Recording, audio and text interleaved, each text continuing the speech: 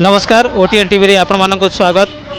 आज देशव्यापी गर्जुची श्रमिक शक्ति 10टी जो ट्रेड यूनियन पक्षर देशव्यापी भारत बंद डाकरा दि जाइथिला तार प्रभाव आज भवानीपाटना रे देखा मिलूँ एवं सहरर सबु अणुकोण वर्तमान गोटे ही शब्द गुंजुची ताहला आमर हक आमको दियो। तेबे आसंतु देखिबा ସେହି संगठन पक्षर तांकर दाबी गुड़िक कौन एवं राजनीति किपरि भाव में बंद पालन कर सबुठी जलुछि संतोषर निया। श्रमिकों अधिकार को छड़ाई नेबाकू सरकार करुथिबा षड्यंत्र विरोध में एवं एकाठी होइछन्ति समस्त संगठन। तेबे काहेकि यही आंदोलन नजर पकांतु प्रमुख दाबी उपरे।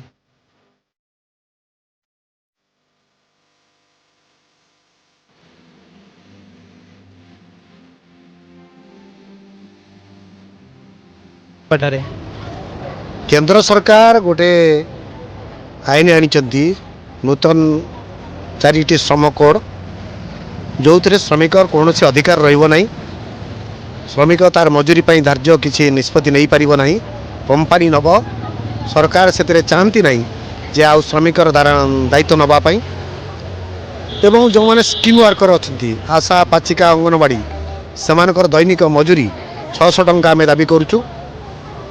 कृषक मानकर जो सर्वनिम्न सहायक मूल्य अच्छी से सहायक मूल्य सरकार प्रदान करंतु। स्कूल रे निजुक्ति दियंतु। खाली पड़ी पदपदवी पूरण करंतु।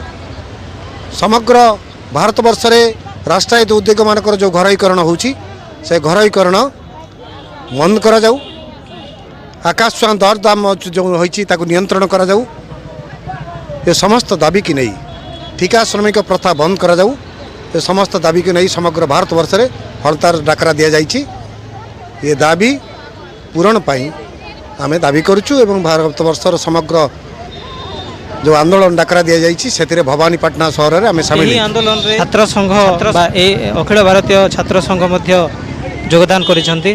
तेबे छात्र संघर भूमिका कौन अच्छी आमे सीधा सलग तांको ठारो मध्य भूमिका जेहेतु ई ट्रेड यूनियन रे आमर बापा माँ मैंने भी सामिल अछंती तो सेतिपाई छात्रर भी जरूरी कि जे भारत बंद के सफल करबा पाई जेंति कि स्टूडेंट मानकर new education policy UGC act ए भले सबू समस्या के नहीं करी आज all India student federation Kalahandi जिला परिषद सभ्य आम समर्थन जनाऊँ।